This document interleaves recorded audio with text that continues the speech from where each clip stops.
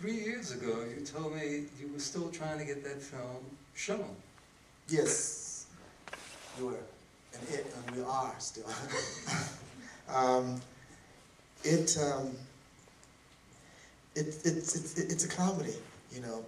It was written by a Jamaican film writer, Tony Wickler. He's a very imaginative person, and it's about these two people who are sort of eccentric, and they sort of get together because of loneliness and things like that, and they're sort of made for each other. And earlier they show signs of senility or something, you know, or something not quite balanced there. And so we made the film, and I must say that those were some great actors to work with.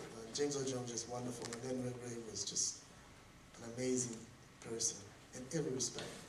Anyway, we finished the film, and we screened the film in Toronto. And Todd McCarthy, I mentioned his name. Todd McCarthy didn't like the film. He wrote one of the worst reviews in the history of journalism about the film. And it got such, we had a distributor wanting to distribute the film, and he pulled out because of the review. It was such a bad review. And so we lost our distribution because of that. And we've been trying to get it back trying to get it released ever since. Let me ask John, is the film going to be screened here among the series? It is not. It is not? No. Okay. Sorry. Sorry we can't premiere it here. Yeah. Come back later. But other people have seen the film and couldn't find out what was wrong because Tom McCarthy thought we were making fun of elderly people and mentally ill. But it goes back further than that because Tom McCarthy is a friend. I'll tell you how this whole thing is damaging in ways. If you make enemies with people, you have problems. Tom McCarthy is a good friend of Pierre Ricien. And Pierre Ricien helped to get financing for a film I did called The Glass Shield. And we had arguments with Pierre Ricien. This is the second big argument I had with Pierre Ricien. And he's the kind of person who, if you make enemies, you've made an enemy. And he's one of these guys that sort of operates in Cannes. He sort of helps select films in Cannes. He's retired now. But we didn't do what he wanted us to do, because he didn't like a particular actor we had. And he wanted to cut her out altogether.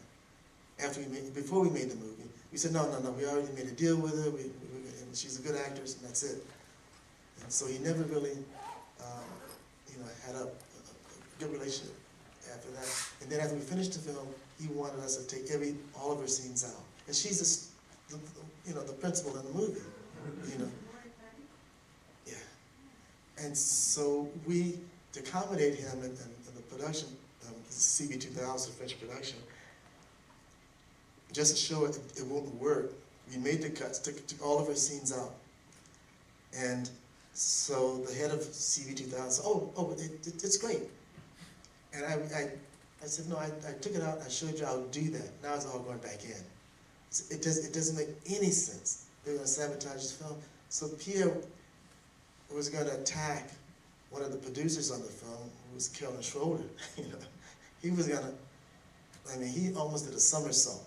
And so anyway, Pierre and Todd McCarthy are great friends, And that's the only reason we can think of anyone writing such a bad review is because of Pierre Ricien being his friend and sort of dictated whatever. So,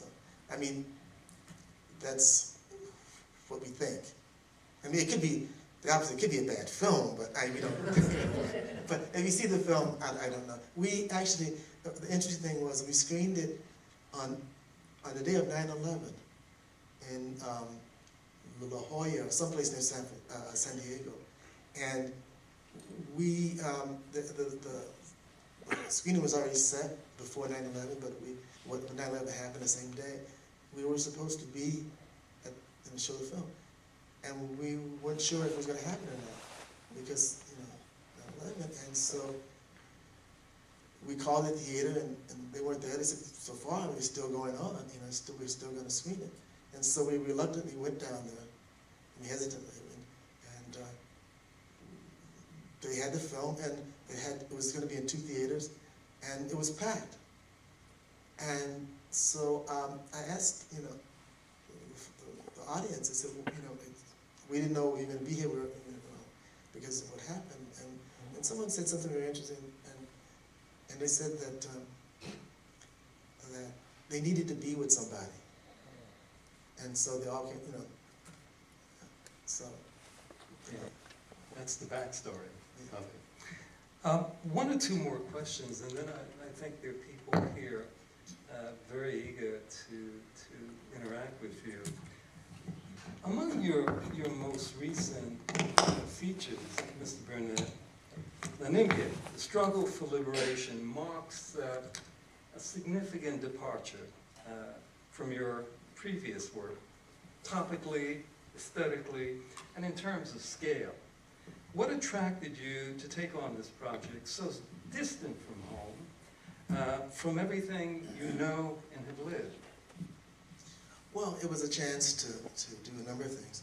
One, when I was at UCLA, all that stuff was going on and before, and so there were a lot of African students at UCLA, and so I was very much aware of SWAPO, but not fully. It was rather superficial at the time, and so when this project came, it was an opportunity to sort of do something and contribute. Mm-hmm. And so I thought it was a very interesting story, a very good story, and so that was one of the reasons why I got involved in it. Did it challenge your way of making movies as you have in the past, your use of camera work, which is distinct from your other work, the fact that you are no longer working within a confined space like in Killer of Sheep, urban settings, but on the savannas of Namibia, where the cast of characters are in the thousands? Well, the problem was language. And I was very much aware that I didn't want to make a Hollywood film or American film, but I wanted to make a Namibian film as close as possible. Not about Charles Burnett, but about, you know, the Namibian struggle, and try to see how they saw it. And that was my main concern. And because, you know, learning, I mean, culturally, of course, it was different and things like that. There were many issues I had to overcome.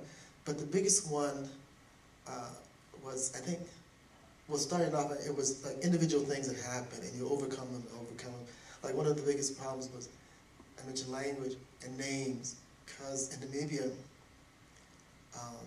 first of all, they speak a number of languages, Afrikaans, German, and their own tribal language, and then several other tribal language, because they're very multilingual. And but like we would cast, we had a number of, I forget how many, about maybe hundreds of people, literally in the film. And when casting, they would, you know, you bring people by for several other parts, you know, and the first problem was that the lady who was training them to be actors in the part was a stage actress, and she had trained them badly for the casting session, because they were like all overacting, and I thought, my God, I have any actors here, what am I going to do?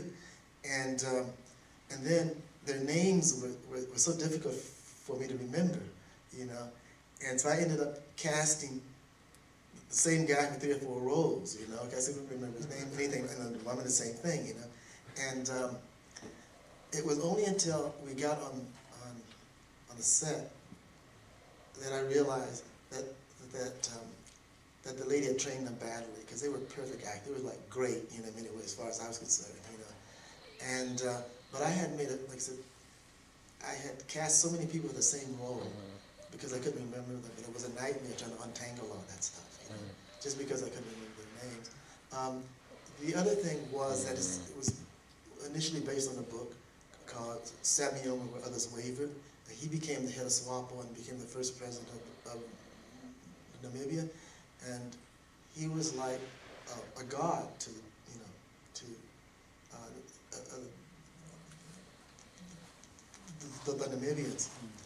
But he had made a lot of mistakes, and being head of SWAPO and then the presidency, everything like, and the presidency, and his popularity was just beginning to dip a bit. But his book told the story from his eyes, and that he didn't give not too many people credit, and so the people wanted a film about, you know, not only him, but others that contribute, the important people in the movement. So it became this big, expansive drama that included everyone's story. You know, I listened to, I did a lot of reading, and then I interviewed a lot of people and listened to their story, and then integrated all that stuff together.